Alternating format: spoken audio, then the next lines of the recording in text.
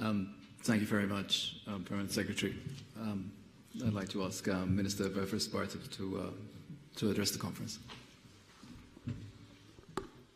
Good morning. Nice to welcome you from all corners of the globe, I've been told. So I usually hate long speeches because you can go on and on, but the most important thing is to have people listening to you, not just talking on your own. So I'll try to share some of my experiences and reflections with you and hope that it will contribute to what you will be discussing in this conference.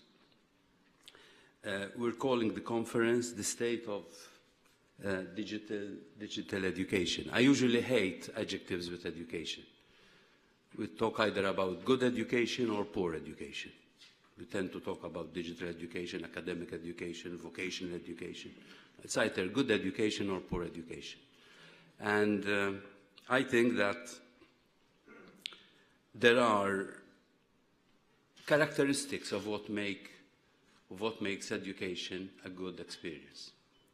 And personally, I think that one of the best ever documents, very underrated, that has been written about education in the last 20 years, and I think it's still relevant today.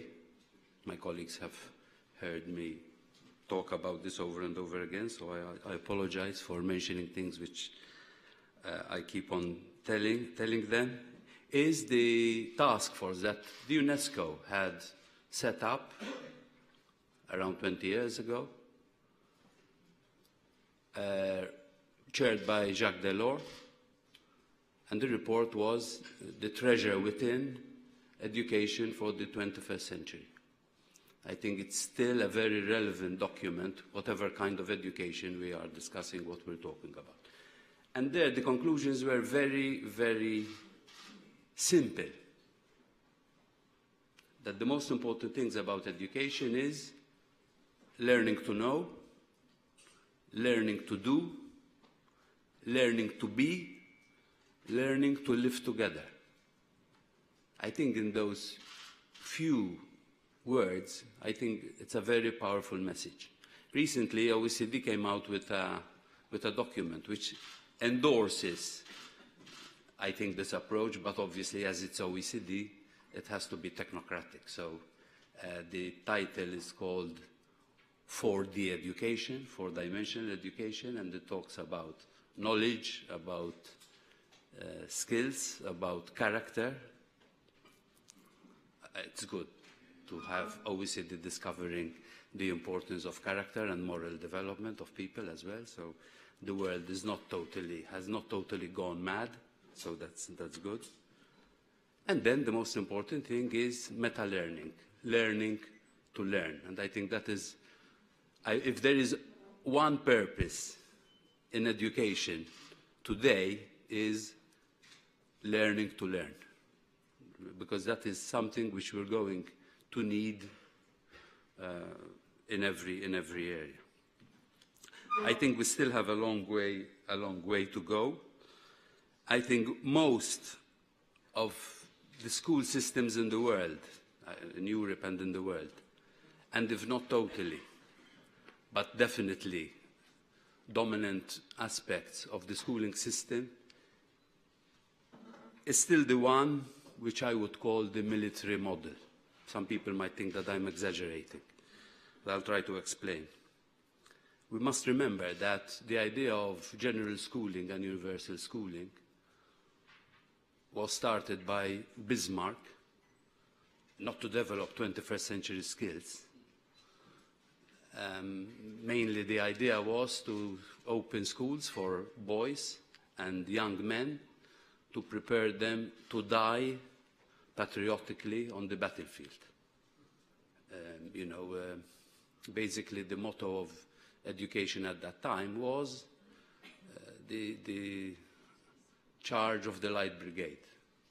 There's not to question why, there's but to do and die. Now, to leap from that kind of model to what we call 21st century skills, critical thinking, creativity, problem solving, working together, is a long way to go. Because I think in dominant aspects of curricula, pedagogy, and assessment, it is still standardization that rules. It's still, I think, the military model, obviously modified over the last 200 years, but we're still there. Obviously, for logistical purpose, it's a very convenient model because we make people fit into a framework, into a system, into a structure. If they don't fit, the problem is not the structure or the system, they are the problem. And we have an expression in Maltese which probably has its equivalents in other languages, which is that we have kids that are not good for school, whereas in fact it's schools that are not good for kids. And I think we must, if we really want to talk about having education which is relevant today and which is going to be relevant tomorrow, we need to keep on moving away from this model, to move away from standardization, and as much as possible move towards personalization. It's obviously more complicated, it's obviously more difficult, but I'm sure that if there's any one area where digital technology will make a difference, is exactly in this area, that it is making it possible now to move away from standardization of education towards personalization. I don't know how many of you remember 40 years ago, the rage in education was Evarist, the schooling society. Those of you who are not familiar with Evarist, I suggest revisiting his book, The Schooling Society, because he was proposing the schooling society. I think now it's happening but it's happening in a way where we have to manage. Because, what do I mean by this? Unless we make education relevant, unless we make educational experience relevant, and it's so easy for it to be obsolete and so easy for it to be meaningless. And I mean, children can come to school, students can come to school, they can attend, they can be there, present a cadavere, but is education taking place? Although we call the place a school, although we call it a learning institution. Obviously for us it's not important just to attend schools, although there are millions of kids who are still deprived of attending schools. But for us, what is important is that they come to school and that the experience is rich, it's developing their potential, they are learning. Now, how do we test that? How do we know that they're learning?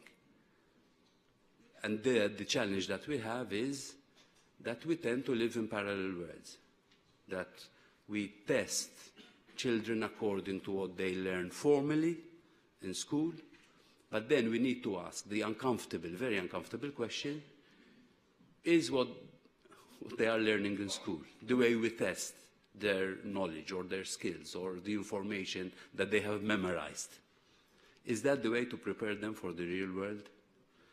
Okay, I mean, at least schools perhaps help us to get the children to sit properly in a bath when they're taking a bath.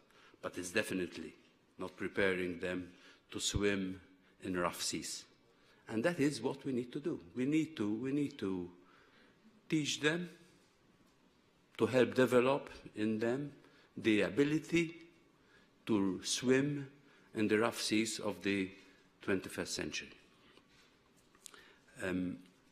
Because after all, that is the real test, and I think we need to get education as much as possible to be experienced and developed in a way as if reality matters. And I will keep on repeating this, that we need to contaminate education with as much reality as possible. in the same way that we need to contaminate reality with as much education as possible. So it works two way. And in my case, I live this practically every day because I happen to be, I think, as far as I know, the only in the world, so there is a first, the only minister who's responsible for education and employment at the same time. Now, I'm a bit of a masochist. I mean, to be in politics, you must have strong masochistic tendencies. And to be Minister for Education is already tough. To be Minister for Education and Employment is already more tough. But I think, ideally, this ministry should have 3 responsibilities, which is Minister for Education, Ministry for Employment, and Ministry for Civil Rights. Because I think that these 3 go together. Education, civil rights, employability. For a long time, unfortunately, even the European Union forgot citizenship and forgot civil rights when we discussed education. Unfortunately, it was only after the Charles Hebdo terrible incidents in Paris that we remembered that we must also have education relevant for citizenship and for civil rights and for navigating in the uncharted and difficult waters of the 21st century in our society. That was a rude awakening. Now it's back on the agenda. And we must make sure that whatever education we're discussing, whether digital, non-digital, vocational, academic, applied, these, I think, 3 important areas need to be brought together. It's education, yes, but it's society, civil society, and employability, and the economy. And I think that learning for life and learning for employability, learning for, not for a specific job, but learning for employability, go together. They're not in contradiction with each other, because the skills that we are expecting and the values that we are expecting of our people at the workplace, and I suggest that we don't talk only about skills, but we also talk about values, because I think some of the biggest problems that we've had in the last few years haven't been problems of technical knowledge. Like, was the financial crisis only an economic crisis, or was it also an ethical crisis? The problem with diesel emissions and Volkswagen, was that an engineering problem, or was it an ethical problem? The engineers got their stuff very right. In fact, even the emission apparatus that they created was very good engineering-wise. But ethically, and I think the same for financial services. Financial services, we had the best minds.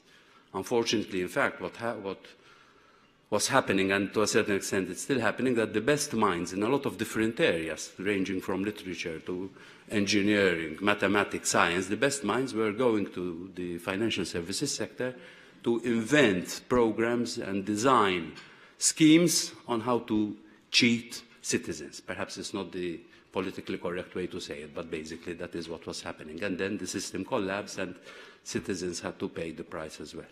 So I really believe that just talking about skills and just talking about technical competence and education is not enough. And I repeat that it is possible. It is possible to move away from what we're doing, and it is possible to do this only if we are ready to bring together what happens in schools, what happens in education institutions, with what happens outside these education institutions. Education alone cannot face these formidable challenges that we have. We have to align together education and social and economic policies. Even we just say, if we talk about the 22 million people who live in poverty or social exclusion in the European Union and their children, what can formal education do for them if at the same time we're not addressing the issues of poverty and social exclusion? And you can't do that simply through education. You have to make sure that your social and economic policies there are reinforcing and supporting what's happening in education. And this is where we must move away from the politics of austerity and go for the politics of investment and growth.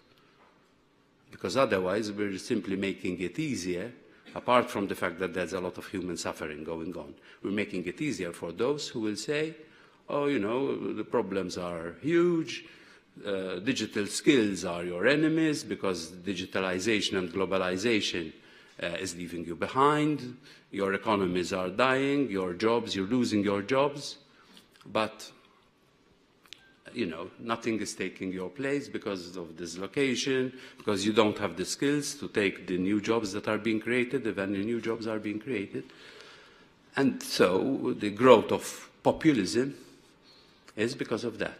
It's quite easy to bash populism and, you know, attack the different politicians. As a Minister of Government, I'm not supposed to mention heads of state or people who are soon to be heads of state.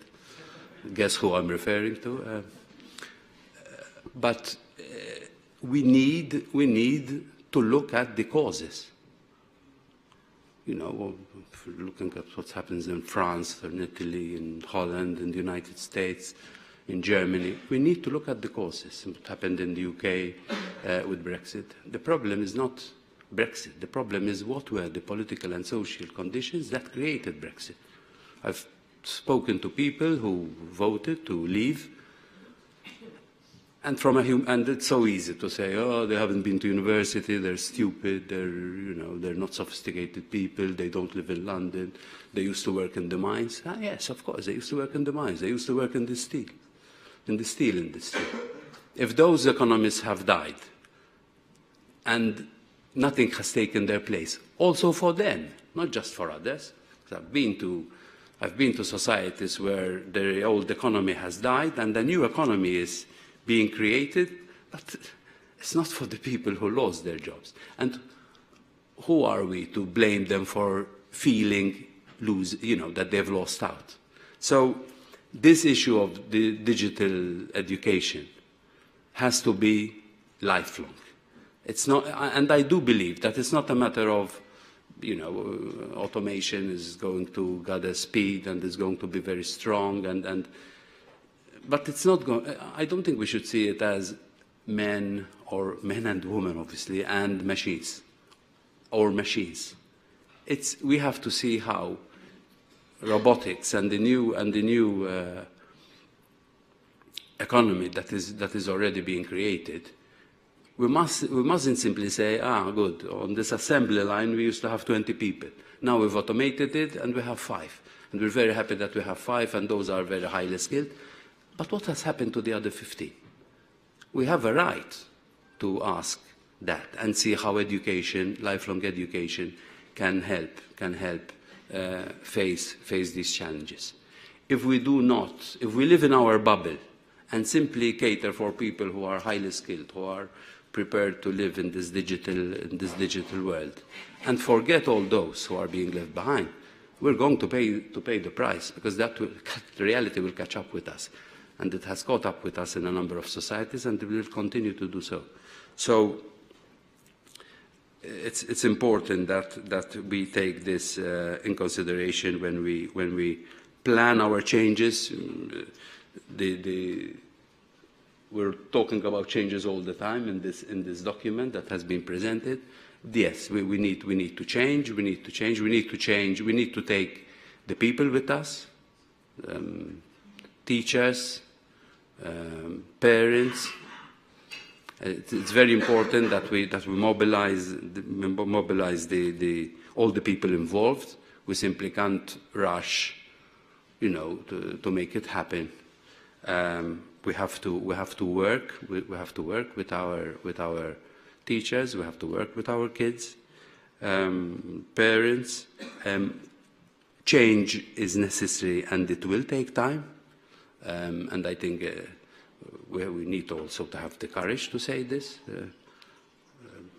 some of the developments that at least are happening. I think we need to make them happen in education as well. It's good to find out that even when it comes to food, we're going back to at least slow cooking, the joy of slow cooking and slow thinking, because we are, simply rushing through things. We need to slow down. I think even in education, we need to slow down, but at the same time, then make the necessary steps. Slowing down and thinking deeply about the issues that we need to address and building alternatives and making the next steps are not in contradiction with each other. Simply rushing, and, so anyway, we have quite a lot to do. I think, and probably I have already spoken too much, no? So anyway, that's enough. So I'm looking forward to the conclusions of this conference. Please come up with the solutions. If you don't, I have you to blame, okay? I'm asking you to solve all our problems. If you don't solve our problems, we won't allow you to leave the island. I hope that you get a chance to look around and beyond the walls of this hotel. Thank you very much for being here, and I really look forward to the conclusions of this conference. Thank you.